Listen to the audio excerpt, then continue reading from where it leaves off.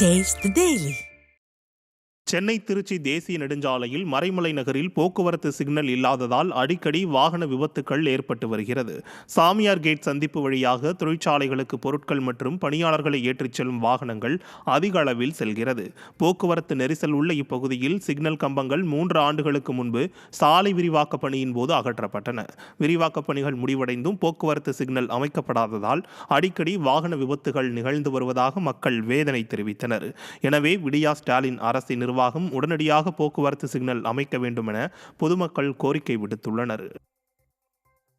கடலூர் மாவட்டம் ஸ்ரீமுஷ்ணத்தில் சிமெண்ட் சாலை அமைப்பதற்காக தோண்டப்பட்ட பள்ளம் கிடப்பில் போடப்பட்டுள்ளதாக அப்பகுதியினர் குற்றம் சாட்டியுள்ளனர். ஸ்ரீமுஷ்ணம் கடைவீதியில் பக்கவாட்டு சிமெண்ட் சாலை அமைப்பதற்காக பள்ளம் தோண்டப்பட்டதாக கூறப்படுகிறது.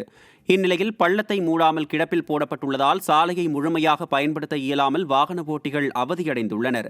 மேலும் கடைகளின் முன்னே பள்ளம் தோண்டப்பட்டுள்ளதால் வணிகம் பாதிக்கப்பட்டதாக வியாபாரிகள் வேதனை தெரிவித்தனர். கடலூரில் அரசு பேருந்தில் பயணி ஒருவர் தனது காலை நீட்டி வைத்ததால் கண்ணாடி உடைந்த சம்பவம் பரபரப்பை ஏற்படுத்தியது. நெய்வேலியிலிருந்து 30க்கும் மேற்பட்ட பயணிகளுடன் சென்னை நோக்கி சென்று கொண்டிருந்த குளிர்சாதன அரசு சொகுசு பேருந்தில் ஜெய்சங்கர் என்பவர் பயணம் செய்துள்ளார். தனது இருக்கையில் படுத்து உறங்கிய ஜெய்சங்கர் கால்களை நீட்டிய போது எதிர்பாராத விதமாக ஜன்னல் கண்ணாடியில் கால் பட்டதில் கண்ணாடி உடைந்தது. இதனால் குளிர்சாதன வசதி பாதிக்கப்பட்டதால் பயணிகள் அனைவரும் மாற்றுப் பேருந்தில் அனுப்பி வைக்கப்பட்டனர். விடியா திமுக ஆட்சியில் சாதாரண பேருந்துகள் மட்டுமின்றி குளிர்சாதன வசதி பேருந்துகளும் கூட தரமற்றதாக இருப்பதாக மக்கள் குற்றம் சாட்டினர்.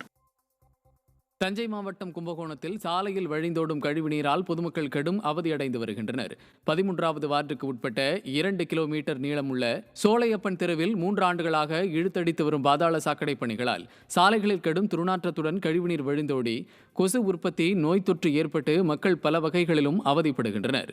மேலும் குடிநீர் இணைப்பும் துண்டிக்கப்பட்டுள்ளதால் அப்பகுதியினர் அவதி பல மடங்கு ஆகியுள்ளது. இதுகுறித்து பலமுறை புகார் அளித்தும் விடியா மாநகராட்சி கண்டுகொள்ளவில்லை என பொதுமக்கள் குற்றம் சாட்டுகின்றனர். தஞ்சை மாவட்டம் பாபநாசம் அருகே கொள்ளிடம் கூட்டு குடிநீர் திட்ட குழாயில் உடைப்பு ஏற்பட்டு குடிநீர் வீணாக வெளியேறியதால் மக்கள் வேதனையடைந்தனர். கோவிந்தகுடி வழியாக கொள்ளிடத்தில் இருந்து வேதாரண்யம் செல்லும் கூட்டு குடிநீர் திட்ட குடிநீர் குழாயில் உடைப்பு ஏற்பட்ட சாலையில் நீர் வழிந்தோடியது. இதில் உடனடி நடவடிக்கை எடுக்காத விடிய அரசின் அதிகாரிகளால் வறட்சி நிலவும் கோடை காலத்தில் குடிநீர் வீணாவதாக பொதுமக்கள் குற்றம் சாட்டியுள்ளனர். ஈரோடு மாவட்டம் அந்தியூர் அருகே ஆக்கிரமிப்பை அகற்ற வலியுறுத்தி அரசு பேருந்தை சிறைபிடித்து பொதுமக்கள் சாலை மறியல் போராட்டத்தில் ஈடுபட்டனர். ரெட்டிப்பாளையம் அரசு ஆரம்ப துணை சுகாதார நிலையத்தில் தனியாரால் செய்யப்பட்டுள்ள ஆக்கிரமிப்பை அகற்ற வலியுறுத்தி கடந்த 1 வருடமாக வருவாய் வட்டாட்சியரிடம் அப்பகுதி மக்கள் புகார் அளித்துள்ளனர். ஆனால் அதிகாரிகள் இதுவரை எந்த நடவடிக்கையும் எடுக்காததால் ஆத்திரமடைந்த அப்பகுதி மக்கள் குளத்தூர் அந்தியூர் சாலையில் மறியல் போராட்டத்தில் ஈடுபட்டனர். திறனற்ற திமுக ஆட்சியில் அரசு அதிகாரிகள் பொதுமக்களின் கோரிக்கைகளை நிறைவேற்றாமல் வஞ்சித்து வருவதாக பொதுமக்கள் குற்றம் சாட்டியுள்ளனர். தேனி பழைய பேருந்து நிலையம் அருகே பொதுமக்களை ஆட்டோவில் ஏற்றிச் செல்ல போலீசார் அனுமதி மறுக்கப்பட்டதை அடுத்து ஆட்டோ ஓட்டுநர்கள் போலீசாரிடம் வாக்குவாதத்தில் ஈடுபட்டனர்.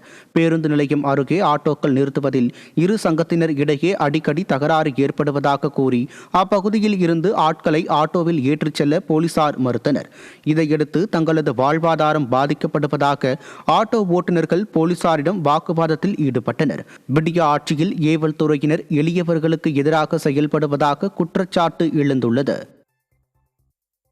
மதுரை மாவட்டம் பாலமேடு அருகே சாலை சீரமைப்பு பணிகள் கிடப்பில் போடப்பட்டுள்ளதாக மக்கள் குற்றம் சாட்டியுள்ளனர். பாலமேட்டிலிருந்து மாணிக்கம்பட்டி வழியாக மதுரை செல்லும் சாலையில் சீரமைப்புக்காக ஜல்லிக்கற்கள் கொட்டப்பட்டு தொடங்கப்பட்ட பணிகள் கிடப்பில் போடப்பட்டுள்ளது. ஆண்டு கணக்கில் சீரமைக்கப்படாமல் கிடப்பில் போடப்பட்டுள்ள இந்த சாலையால் மிகுந்த சிரமத்திற்கு ஆளாவதாக வாகன ஓட்டிகள் வேதனை தெரிவித்துள்ளனர். மக்கள் மீது அக்கறையற்ற திமுக ஆட்சியின் அவலத்திற்கு சீரமைக்கப்படாத சாலைகளே சாட்சி என மக்கள் சாடியுள்ளனர். பெங்களூருவில் ஆர்சிபி அணியின் வெற்றி கொண்டாட்டத்தில் ஏற்பட்ட கூட்ட நெரிசலில் சிக்கி திருப்பூர் மாவட்டம் உடுமலைப்பேட்டையைச் சேர்ந்த இளம்பெண் காமாட்சி உயிரிழந்தார். ஐபிஎல் தொடரின் இறுதிப் போட்டியில் வெற்றி பெற்ற பெங்களூரு அணியின் வெற்றி கொண்டாட்டத்தின் போது சின்னசாமி மைதானத்தில் கூட்ட நெரிசல் ஏற்பட்டது. இதில் திருப்பூர் மாவட்டம் உடுமலைப்பேட்டையில் உள்ள தனியார் பள்ளி தாளாளர் மூர்த்தி என்பவரின் மகள் காமாட்சி கூட்ட நெரிசலில் சிக்கி பரிதாபமாக உயிரிழந்தார். மணிமுத்தாறு அருவியில் நீர்வரத்து சீரானதால் 10 நாட்களுக்கு பிறகு சுற்றுலா பயணிகள் குளிக்க அனுமதி வழங்கப்பட்டுள்ளது. நெல்லை மாவட்டம் மேற்கு தொடர்ச்சி மலைப்பகுதிகளில் கடந்த ஒரு வார காலமாக தொடர்ந்து கனமழை பெய்து வந்ததால் மணிமுத்தாறு அருவியில் வெள்ளப்பெருக்கு ஏற்பட்டது. இதனால் பாதுகாப்பு கருதி அருவியில் சுற்றுலா பயணிகள் குளிப்பதற்கு தடை விதிக்கப்பட்டது. இந்நிலையில் மணிமுத்தாறு அருவியில் தற்போது தண்ணீர் வரத்து சீராக இருப்பதால் 10 நாட்களுக்கு பின் சுற்றுலா பயணிகள் குளிக்க அனுமதி வழங்கப்பட்டுள்ளது. இதையடுத்து பல்வேறு மாவட்டங்களில் இருந்து மணிமுத்தாறு அருவிக்கு வந்த சுற்றுலா பயணிகள் அருவியில் குளித்து மகிழ்ந்தனர்.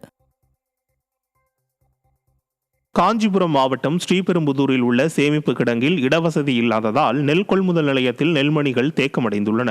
ஸ்ரீபெரும்புதூர் ஒன்றியத்துக்குட்பட்ட நாவலூர், வெங்காடு, இரும்பேடு உள்ளிட்ட கிராமங்களில் அறுவடை செய்யப்பட்ட நெல்மணிகள் கொள்முதல் செய்யப்பட்ட நிலையில் குவிக்கப்பட்டுள்ளன.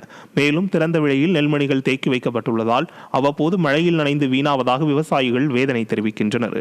எனவே அரசு இதுகுறித்து நடவடிக்கை எடுக்க வேண்டும் என கோரிக்கை எழுந்துள்ளது.